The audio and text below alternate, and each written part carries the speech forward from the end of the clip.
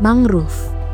Nama yang menggambarkan kumpulan pohon yang tumbuh di kawasan pesisir, di antara daratan yang kokoh dan air yang selalu bergerak.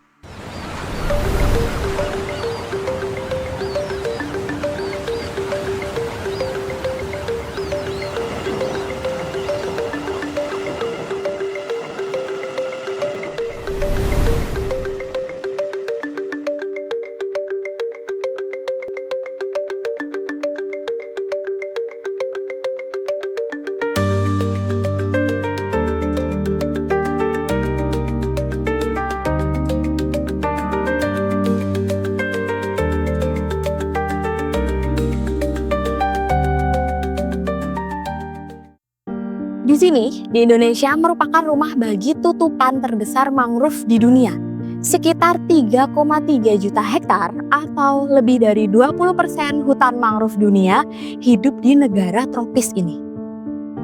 Hutan ini mungkin terlihat tenang. Namun di balik permukaannya, ia berdenyut dengan kehidupan. Mangrove bukan hanya sekedar pohon.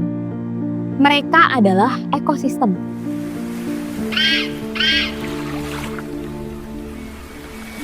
Akar-akar yang melilit di bawah air laut adalah tempat pemijahan dan habitat.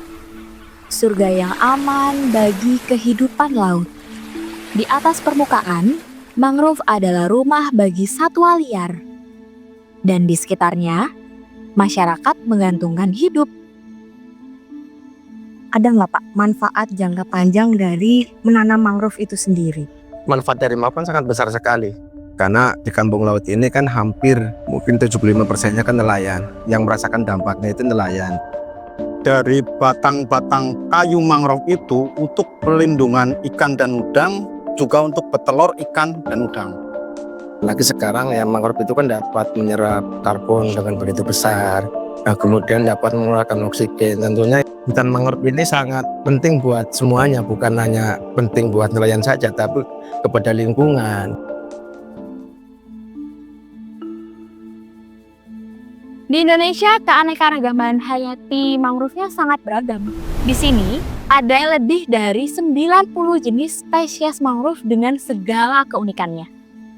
Mulai dari Rhizopora dengan akar lengkung khasnya, Avicennia yang ahli menyaring garam, Soneraceae yang tumbuh di tepi pantai yang tenang, hingga Bruguera yang tumbuh di bagian hutan terdalam, semuanya berperan. Bersama-sama mereka menahan ombak, menjaga daratan, dan melindungi keseimbangan iklim.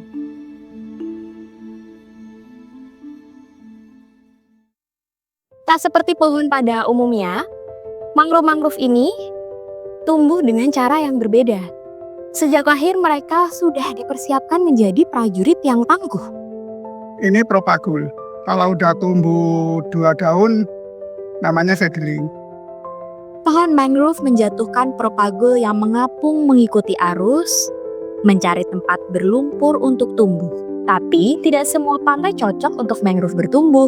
Jika propagule jatuh di tempat yang salah, bisa saja mereka tak akan bertahan. Saat mangrove tumbuh di tempat yang tepat, dengan jenis, jarak, dan perawatan yang tepat pula, mereka akan tumbuh dengan menghijau. Karena bahkan di alam pun, pohon tetap butuh bekerja sama.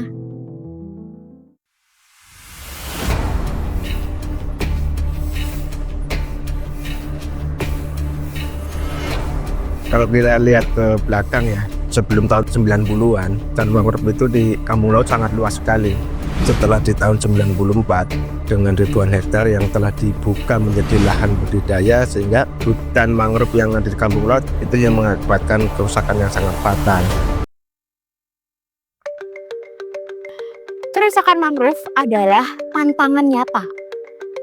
Di daerah tempat kami menanam, seperti Kampung Laut Cilacap dan Dukuh Setipati, banyak tutupan mangrove yang tumbang dan menghilang.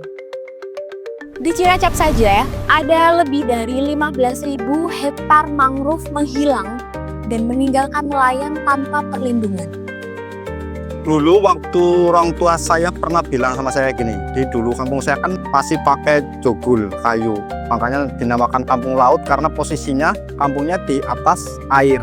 Nah itu kalau lagi asat, itu ikan, udang, kepiting di bawah rumah itu kelihatan. Nah, setelah sekarang sudah jadi daratan, dangkal, kita harus nyarinya di sungai-sungai kecil. Cuma karena pendangkalan setiap tahun akhirnya hasilnya mengurangi. Di Pati, tambak skala besar mendorong laut masuk lebih jauh menerkam daratan. Saat dampaknya terasa, semuanya sudah terlambat. Dan saat mangrove bertumbangan, kehidupan pesisir ikut runtuh. Jadi peran Trisforti juga sangat baik beberapa tahun di kampung laut karena sudah ikut memperluas tanaman. Setidaknya hutan-hutan yang rusak ini sudah sedikit tertangani ya. Dengan adanya penanam mangrove ini, kita sebagai masyarakat nelayan ya, cukup terbantu lah. Itu yang alasan kami bergerak.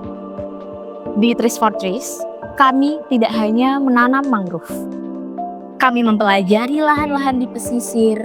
Kami melibatkan masyarakat lokal, kami menanam pohon dengan metode ilmiah, dan kami memantau pertumbuhannya dari waktu ke waktu.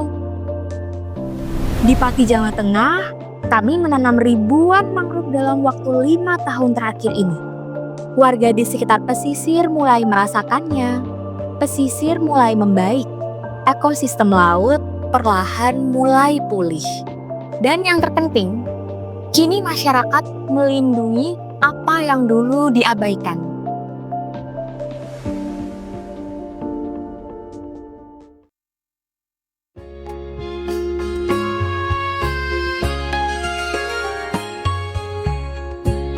Konservasi mangrove bukan hanya tentang pohon. Ini tentang manusia dan budaya. Di Kampung Laut Cilacap, perempuan dari kelompok Mekar Canting mengolah kulit mangrove menjadi pewarna alami. Kalau kita pakai pewarna alami itu dari buah mangrove yang jenisnya Isofora. Kalau arti atau makna sih kita tahu cuma kita membatik di daerah kampung laut. Itu apa sih ya yang kita tonjolkan atau kita munculkan batiknya gitu. Kita kan berembuk sama temen, oh iya ada kepiting, ada ikan, ada kerang, ada udang, itu kan kita dari asli kampung laut gitu, paling istilahnya di situ.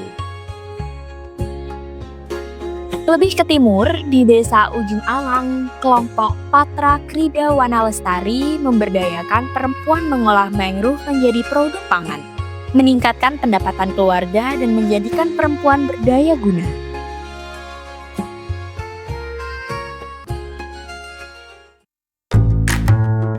Tanpa mangrove, nelayan lokal akan kesulitan menangkap hasil laut untuk dijual. Tak ada lagi hidangan khas seperti yang dari kampung laut untuk disajikan.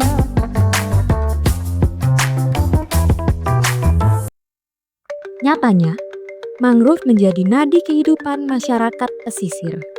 Saat mangrove tumbuh subur, tradisi pun ikut berkembang. Demikian juga dengan manusia. Mangrove hidup di tepian, antara garam dan tanah, antara bertahan dan runtuh. Namun mereka tetap berdiri, tegak, dan kokoh. Dan saat kita melindungi mereka, kita juga dilindungi. Ini bukan sekedar restorasi. Ini adalah rekoneksi dengan alam, iklim, dan sesama. Karena pesisir yang sehat berawal dari satu akar yang kuat.